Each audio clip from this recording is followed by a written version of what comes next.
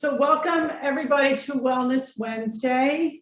I'm Daryl Moss. I'm here with my colleague Lucy Diana. Stacey Hendry can't make it today, and our mission is to work with our clients to get them on a healthier, happier, less stressed path. Our mission is to work with people to improve their health through delicious food and easy lifestyle changes. So today, because it is the start of the unofficial start of the summer barbecue season, I'm making guacamole because it's one of everybody's favorite side dishes and every ingredient is really healthy. So I have everything laid out in front of us here. I have avocados, tomato, cilantro, which I started to chop already, jalapeno pepper, some lime, scallions, garlic, and a little bit of salt. So I'm going to demonstrate everything really quickly. This is such an easy dish to make, and I have a bowl of carrots on the side, which are great for dipping. You don't have to use chips, although you can. So I personally don't like my guacamole really pureed. I like it chunky, but if you prefer a more pureed guacamole, you can certainly put it in a blender or in a chopper. But what I do is I cut the avocados almost like a piece of graph paper. I go vertically and then horizontally, and then it comes out in chunks. So I'm not sure you can see that on the camera, but I can zoom in and show you. And I opened one, and then I thought I should show you how I do the other one. So let me just, so I always rinse the avocados first. I rinse anything. Hi, George, you can go. Say hi, George. Because anything that's on the outside of it could, if there's dirt or any pesticides or anything, you want to rinse it off so that when you cut it, whatever's on the outside is not going onto the inside. Then you cut it this way. And then you can take a knife, you can either get the pit out with your finger, or you can take a knife and turn it and it comes right out. So that's a little easier to do. So anyway, so I'm gonna, again, like a piece of graph paper, cut the avocado and scoop it out. One of the reasons I love avocado is that the texture is amazing, but it's a healthy fat. I don't eat a lot of fats in my diet, and being able to get the healthy fat from avocado is wonderful. So our bodies all need healthy fat. We just need to use the right kind of fat, and we don't need too much of it. So again, I'm just going to do the graph paper kind of thing and stick it in. And my advice when you make guacamole is to make more than you think you're going to need, because it's always popular. And if you have any left over, it's great to spread on a burger or on a piece of fish that you've grilled with dinner. So there's my avocado. I also put in some tomato. So the thing about cooking is that unless you're baking something where you have to have the exact proportion of ingredients, everything else, you have to play around with it and do what you like.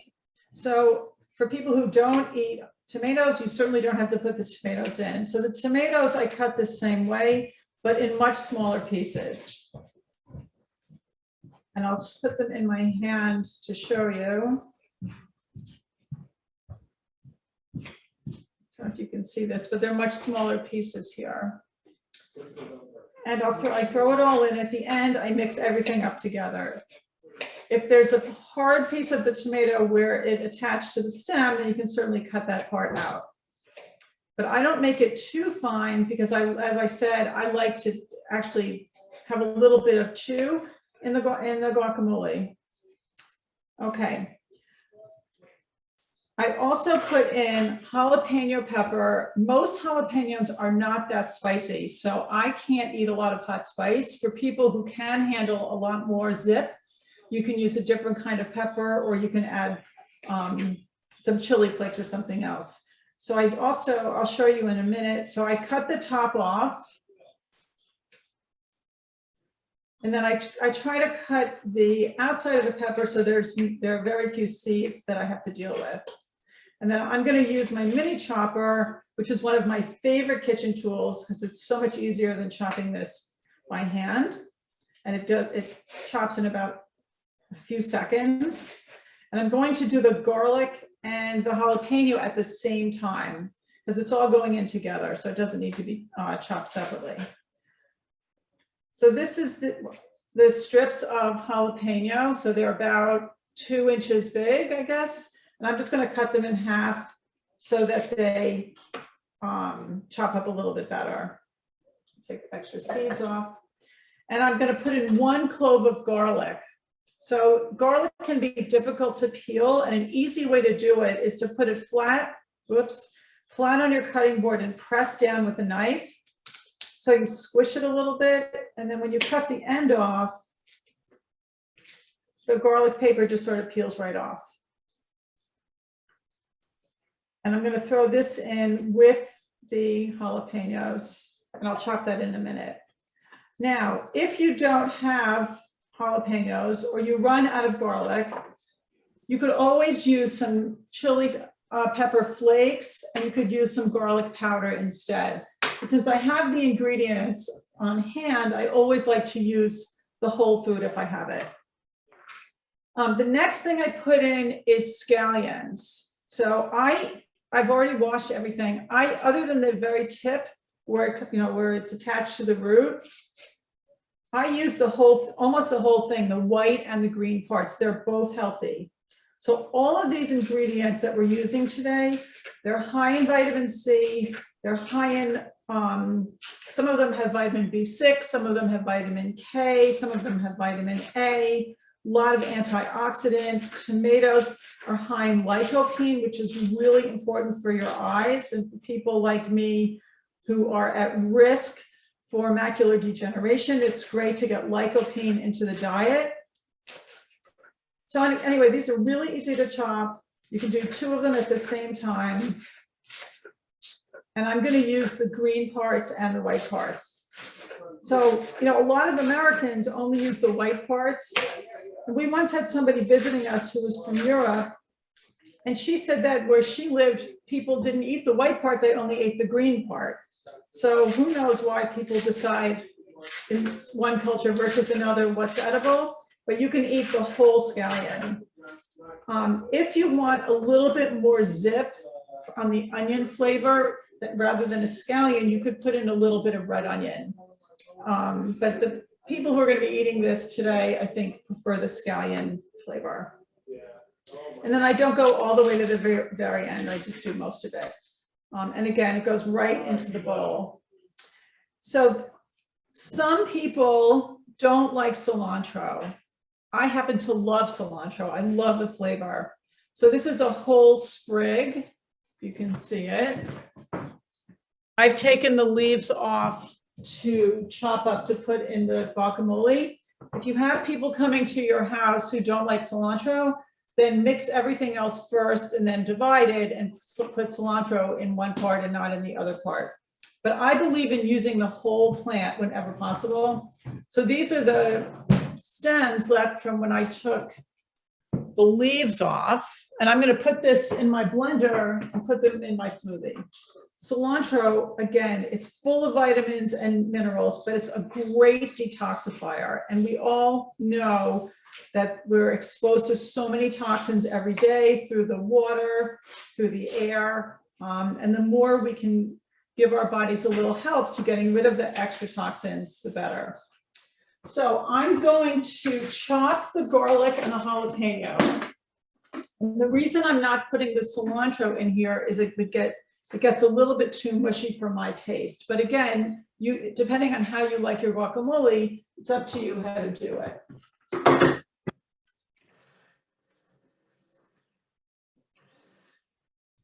And how fast was that? All ready to go.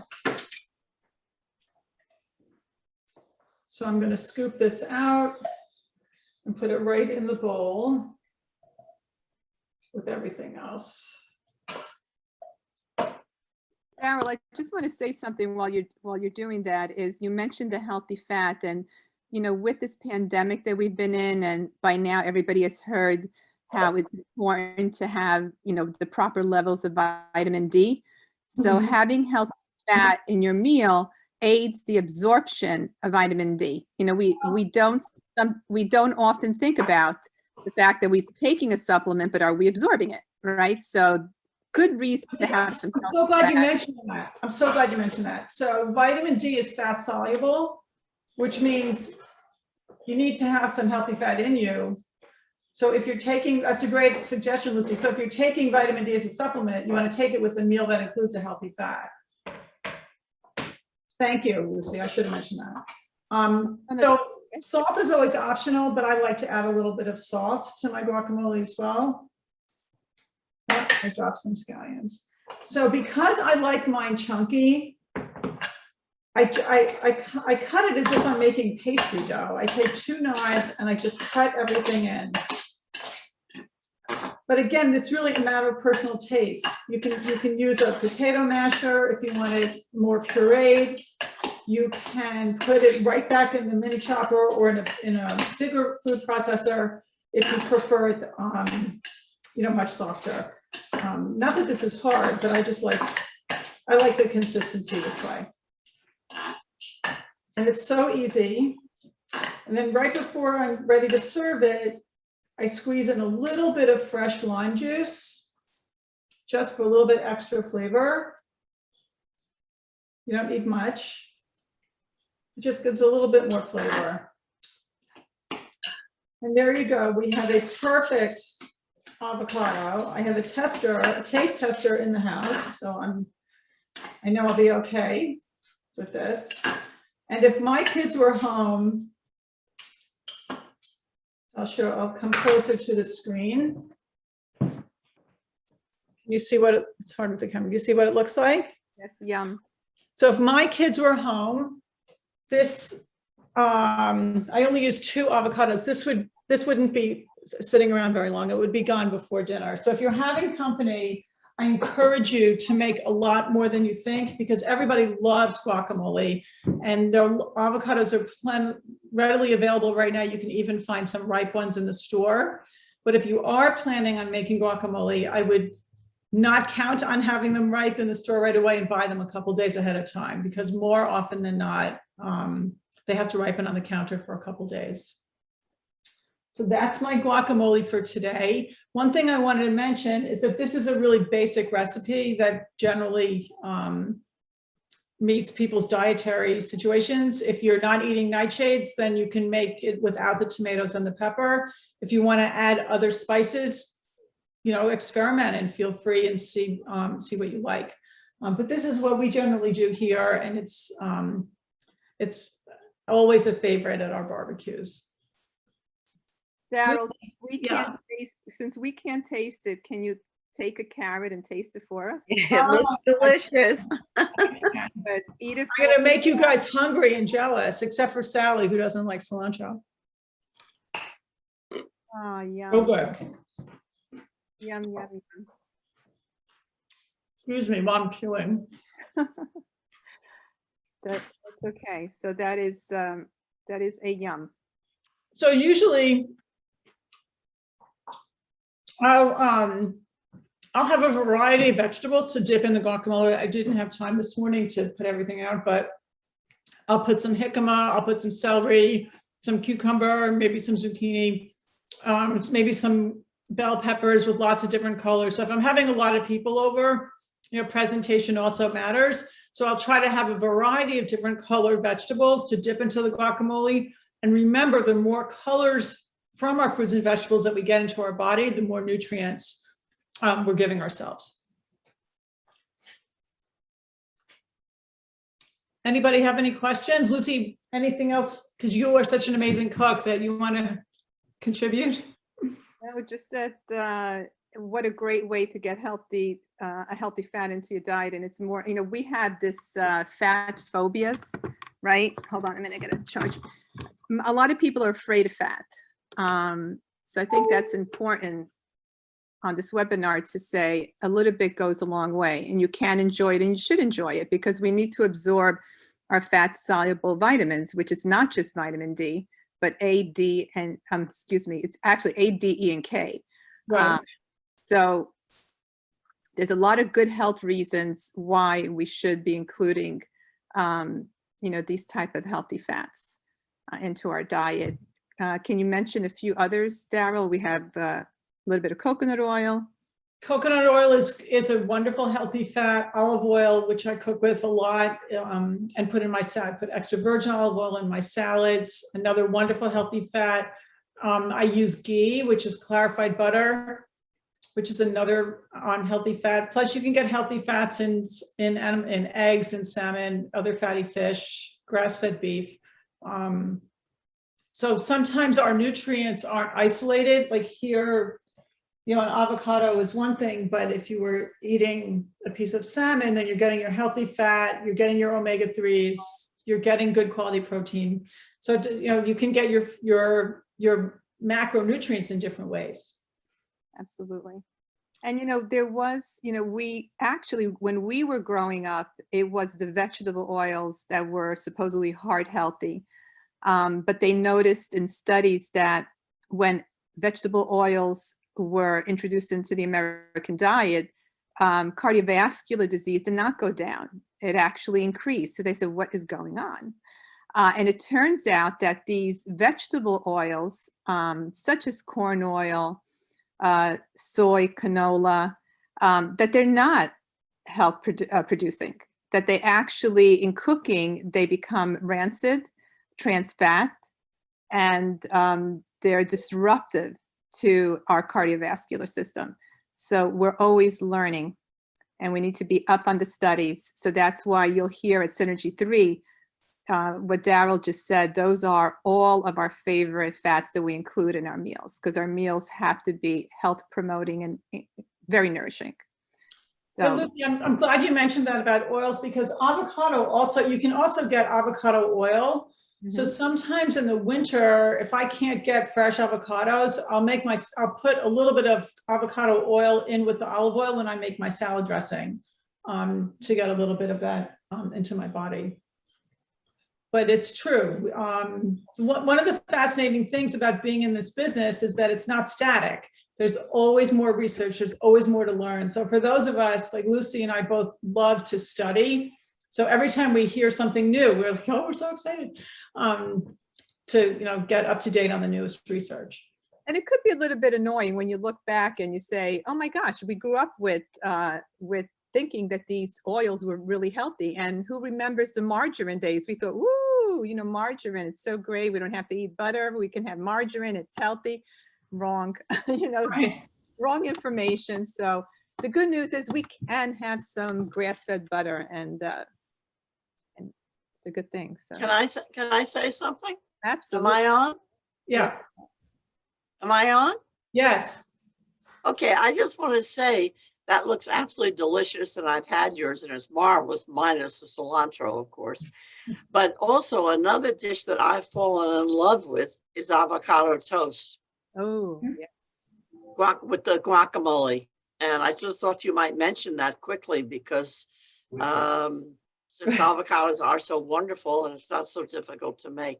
So Sally, you're absolutely right. And I love avocado toast, but in this house, there's usually no guacamole left over for me to put on my toast. So I have to just open another avocado and do it that way.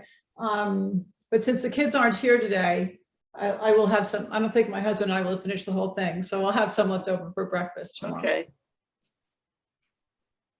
Rose, you're muted. Yeah. My question is, how do you save the avocado, like leftovers? Because doesn't it turn brown? Like when you make the guacamole? So, right. So I normally make it right before we're serving it. You can see how quick it only takes a few minutes, 10 to 15 minutes to make it. So I usually make it right before we serve it. If there's any left over, I put it in an airtight container, and maybe I'll put some saran wrap right on top of it to help keep it from turning brown. Some people actually put the pit in it to help keep it from turning brown as well. Okay. So nobody's going to eat it by accident. It's obviously way too big. It doesn't work, Daryl. I've tried it so many times. It still turns. It doesn't work. But anyway, I think the more you can keep it airtight, the longer it's going to last without turning brown. But in our, as I said, Rose, it doesn't last that long. People eat it up.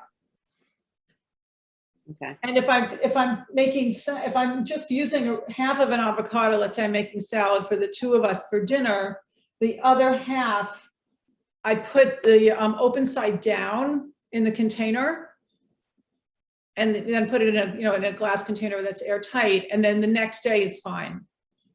Okay, so I have another question. Because when I make a salad with my husband, I don't want to waste it. So we always split an avocado. Is that too much fat for us to be having? Well, it depends. It depends what you've eaten the rest of the day. Okay. And it depends how big the salad is. So if sometimes we use a whole one. The thing about avocados is they're not all the same size. These are pretty big, but sometimes they're only this big. Mm-hmm.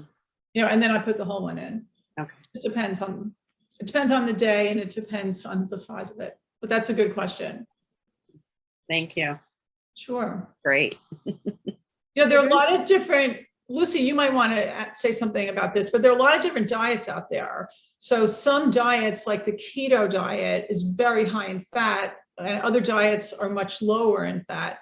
So it also depends on what eating modality you're following. Right, but the keto diet right now is high in fats but low in carbs, so you're going to burn fat for energy. Right. That's the key there. And then there is something really important that this is where speaking to a counselor or health practitioner, if you're having issues with absorption of fat, where you don't have enough of the enzymes to break down the fat, that's more common than people realize. So one clue, I mean, I hate to be be graphic, but if your stool floats, it is a good indication that you're not absorbing fat. And then you would need support in that department. So eating a lot of avocados or any kind of oil, if you're not absorbing fat well, is an issue. And we want to be able to absorb fat well because we want to get our fat-soluble vitamins into our body and be able to absorb them. So low vitamin D level, even though you're supplementing, could be another clue that you're not absorbing fats. So then what do you do to actually help that absorption? What you do is you take digestive enzymes, which your health practitioner would put you on. And you fix your digestion. That's an indication that there's poor digestion going on, which happens, right? Okay, thank you. Sure. So do you guys have any other questions?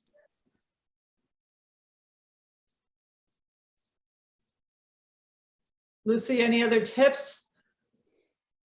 No, just go and make some guacamole and enjoy it.